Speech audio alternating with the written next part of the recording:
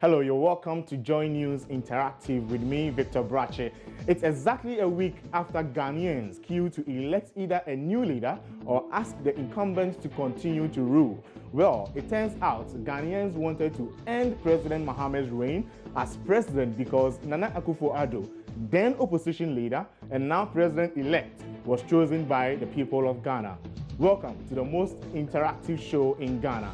This is Joy News Interactive on Joy News on Multi TV, live on Joy News on Multi TV, DSTV channel 421, and Go TV channel 144. Itching to join the conversation. Here's how. Find us on Facebook using the name Joy News on TV. Same name will find us on Twitter and on Instagram. Also join us on WhatsApp via 0560-800,000. Let's get talking now.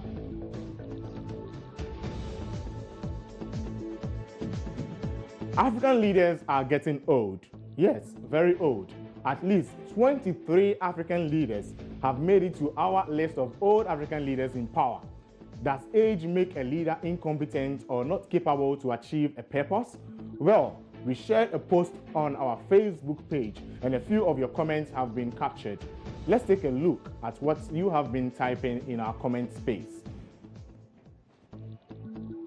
We'll be showing it on our screens very soon, but as I walk to the screen, we shared a post some few hours ago asking people about the ages of African presidents. And it's interesting, it will shock you to believe that at least 23 African leaders have been listed when we had this post on our Facebook wall. Jagbon Asentua Payo says, President Ibrahim Keita and President Ibrahim Boubacar Keita are one of the same persons. And then Benfo Richmond also comes in to say, that's why most of them are not performing, like Jacob Zuma, Robert Mugabe, and the likes. Let's hope it works for Ghana. Making reference to Nana Akufo-Addo, who is 72 years old. And we have Prince Nuruddin Baumia saying, I disagree with this assertion. But how do you take it? Is it age that determines the competency of a president? Or is the experience and quality of the people that follows him that determines how best he performs? There is the post we put up some few hours ago on our Facebook page. There are other posts that we've also shared. You can also join the conversation. Tell us, is it age that determines how best someone can rule, or is by experience and competency of that person? We're going for a quick break, but let's get to the transition happening at Parliament. We'll come back and continue with Joy News Interactive with me, Victor Brache. Thank you. We should therefore be as frank as possible, because when you are taking over, let's say, Minister of Finance, I mean, you need to be factual, you need to be numerical, you need to be time conscious. If you owe, it's time related, and that kind of thing. We have heard from the grapevine a few things which have become our concern, talking about the incoming government team, the transition team. For instance, we have heard about ongoing recruitment into the security services now, which we hope is not true. We've heard of conversion of temporary staff, of political assistants, and some of the staff we took on into permanent public servants. We've heard of award of new contracts after the election results are announced on the 9th of December. We've heard of procurement of sales and national assets also after the results. We do not want to believe that these allegations are true. I personally don't. And therefore, I'm asking my colleague, the Chief of Staff, that after the election and the results have been declared, and the change is not from the government handing over to itself. There are two modes of transition. One transition is the government handing over to itself, as it happened to us in 2004 and happened to NDC in 2012. But in 2000 and 2016, the government handing over to another political party's government. The system is a little different. We need to be cautious we need to be transparent, we need to be candid, and we need to be factual. We are therefore appealing to our colleagues that within this period, if there's anything that needs to be done, consultation have to be brought on board. Consultation meaning that the office of the president-elect is there, and if there's a need for an agreement to be concluded, it is only fair, and it's international convention that you bring in the in-waiting government, discuss, and get a green light to carry it out. We hope our colleagues from the current government would take note of these normal conventions and do a lot of consultation on these matters so that we have a very smooth and transparent takeover. Thank you very much. And on behalf of my colleagues, I can assure the Chief of Staff and his team that we are going to cooperate as much as possible. We have gone past halubalu. I mean, now Ghana must be in a special group of countries in Africa when we talk about democracy. So let us end on a very good note when we finally part companies. We don't have all the, call it handing over notes. Some are ready today, as he mentioned. We take over those, and then by Monday, the rest will be ready. We also take over those. But it means that work will start today because we have enough. Once you have finance, you have this, there's more than you can do. So that we will start the work today and then continue as the others come in. Say thank you to everybody, Mr. Chief of Staff, and let's have a very smooth and transparent transition. Thank you.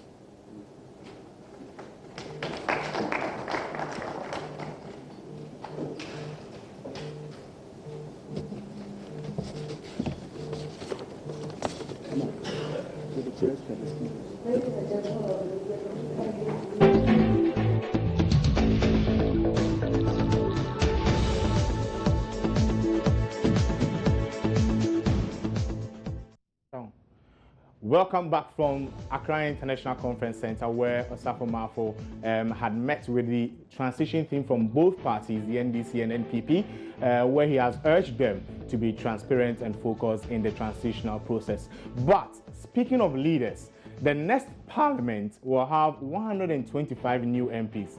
Now, these men and women have a lot of work to do. So we have been asking, what do you expect them to do on both our WhatsApp pages and Facebook? But now let's cross over to our Facebook page where we have asked this question. It says, these are some of the first-time members of Parliament that will join the team of lawmakers in 2017. Yes, 2017. What do you expect from them? And then we have George Anda, we have Kojo Oponkuma, we have Alhassan Suhuyini, and we have Dr. Zanato Ajiman. And these are some of the comments that are on our page. Jojo Yamwa types, and I say, and I read, I am expecting them to go in there to make their voices heard, to speak on behalf of the people they represent and bring their problems to the floor and just not to add to the chorus. Yeah. And then Prince comes in to say, I expect them to learn and imitate the lifestyle of their senior lawmakers in Parliament. Really? Wow. And Pelma Salam Enusa says, we expect them to be on top of their game and also to make sure they fulfill their promises to their people as made earlier. Eminent Kojo says, they are naive in Parliament, but we expect them to fulfill their campaign promises. And then Kakra Bonsu says, nothing. The same status quo. It will happen. The same status quo will happen. The past MP who have lost their seat also had good intentions, but the geopolitics and economy mismanagement that characterized both parties. When they are in power, it will come to play at time, especially. Okay, his message is not very clear. Let's move to the next message that goes. Benfo Richmond says, nothing really but wishing them the best. Then Jude Nate says Suhuyini should learn to know what to say to his party and public.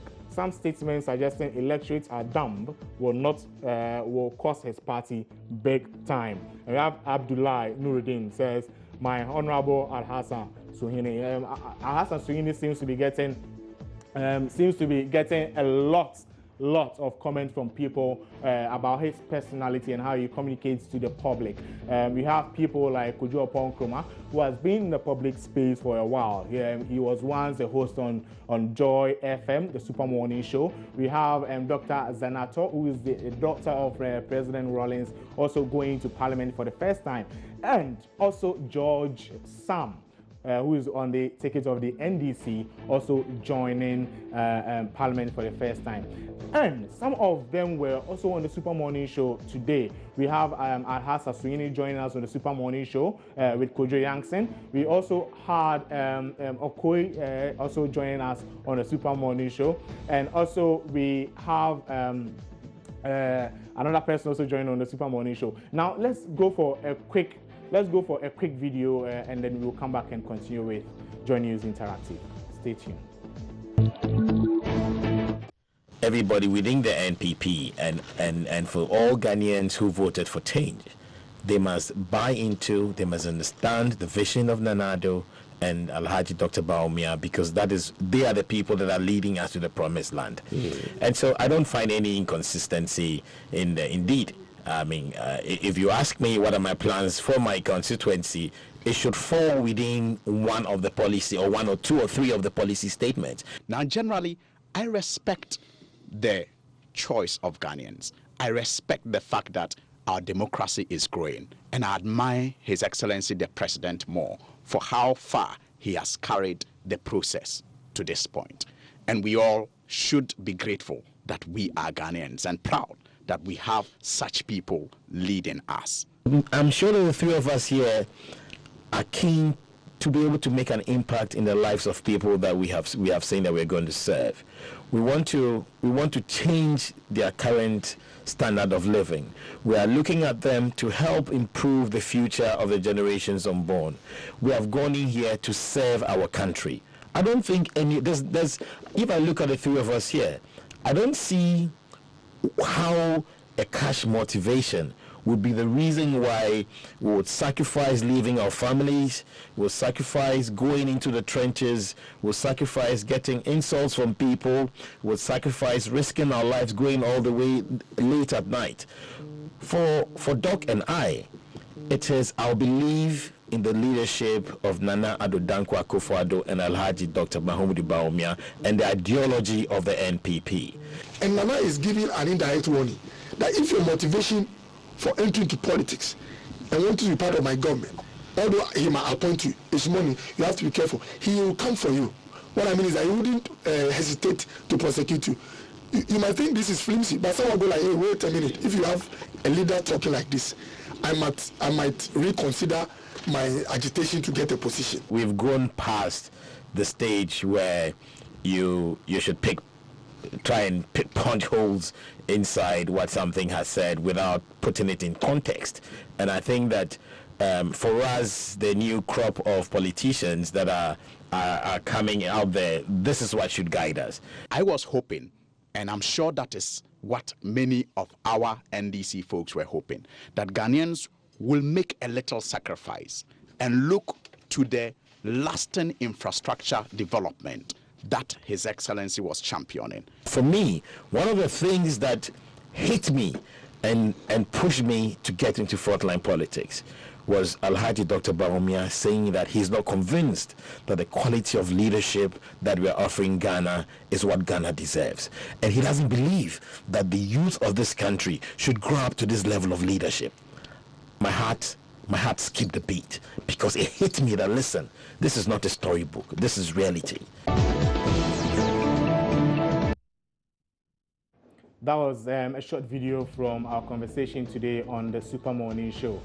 And a week ago, before these people were elected to take their respective positions, where were you and what were you doing? We'll be going on our Facebook wall and give you comments on what people have been saying. So a week ago, where were you and what were you doing?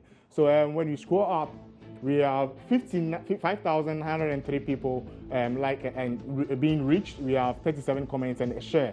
So Efia Henewa says, a week ago, polling against for my lovely party NPP. God heard our prayers and we give thanks to him.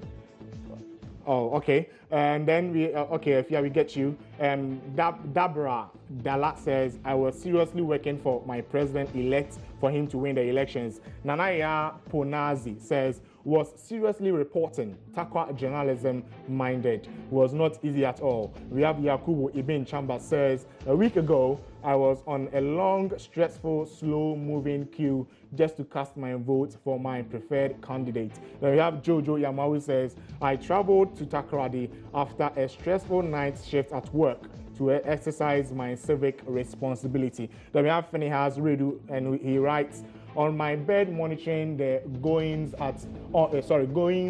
on at polling stations. Immortales Kennedy says, on my way to Winneba to vote. And we have Kweku Efawu says, had already voted for change. And he ends with hashtag Gunapo and a smile. And then we have Esther Tetewu says, was at my polling station going to vote for Nana Addo. And then we have Prince Nuruddin says, I was at Boko and pledged to serve my party as a polling agent. And then Alhassan Alando says, at my polling station, Portia Mame Bisewa Butler says, waiting for change.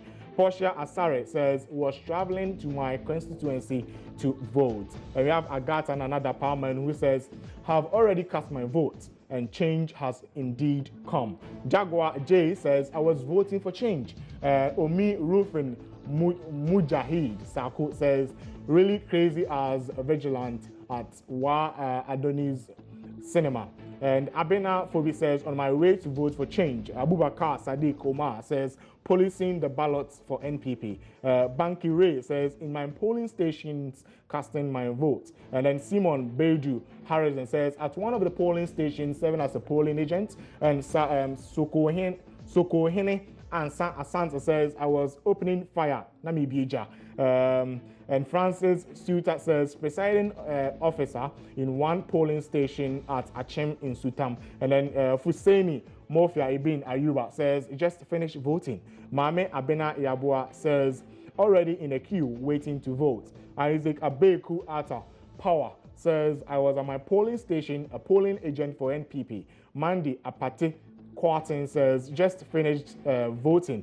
Okoye Francis says, I was fighting serious for change. Michael Otu, I was at work. Harvey McBride says, at my polling station, ready to cast my vote. Victor Owusu Mafo and writes, on my way to vote and vote for change. Prince Ansa comes in and writes, I was at work without voting. Askia Emmanuel, 55 minutes, came in to write, on my way to Achem Belgoro to decide. Boache Ansa Ofori also writes, busy at the polling station, making sure the right number of votes is counted for my party, the NPP, as I act as a polling agent. Awuni Michael just wrote Awuni. That's 58 minutes ago. So these are some of the comments on our Facebook page. As you can also join on Joy News Facebook page on Twitter, and also contribute to the conversations ongoing. And speaking of leaders, President-elect Akufo-Addo is expected in Kumasi for the Akwesi Day. Ahead of that, we have been asking the people of Kumasi what they want him to do for them. Watch this.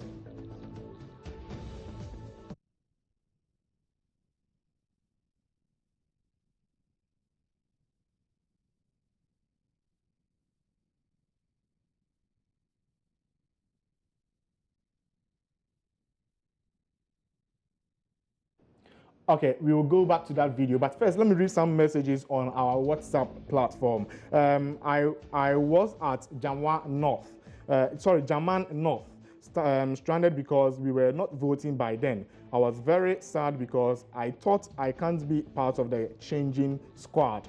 Thank God my vote was counted the next day for change. That's Ike BKM. And then we have another one from he didn't add his name, but he says, I was in Ghana searching for peace. And then we have Bakari Alidu Isaku saying, voting was my top priority, so I voted for change. And then we have a week ago was I was reporting for Joy News live from the AMA constituency, where Honorable George Kwame Abuaje is the MP elect. And then we have the last message, which reads, I was I was voted for change. Now let's get back to our video, the one we're talking about Nana Akufo-Addo happening to be in Kumasi. We spoke to some few people, and this was what they were expecting. I'm aware that he's coming, and by God's grace, he has done well, and Ghanaians has voted for him. So we expect him to do well. We expect him to do what he has for us. So we know that he will do well, and by God's grace, he will do what he has said to us. I know you have a lot of things in your mind, and if you have the opportunity to meet the president-elect today, what would you tell him? I would tell him to what he said to Ghanaians, that he will bring one district, one factory, one village, one dam. I expect him to fulfill his promise. I will personally tell him to fulfill what he told Ghanaians during his campaign. I can see that you are very excited. Yeah, about the way Nana Akufo-Addo will be in Kumasi. Okay. His appearance will be something happy to be in Kumasi here. Yeah. This election was about Kumasi, and we, the people of Kumasi, fought for Nana Akufo-Addo. So Nana is here to say thank you. We expect him to be at Mensia. From there, he will be going to a central market. So we welcome. You expect from him? I'm also from Kumasi, but that's all we have for you today on JNI, Joy News Interactive. You can join us on our conversations happening on social media, on Facebook, on Twitter, on Instagram, and then you can also show your comments over there. My name is Victor Brache, and I'll have peace for you. Thank you. Join us same time next week.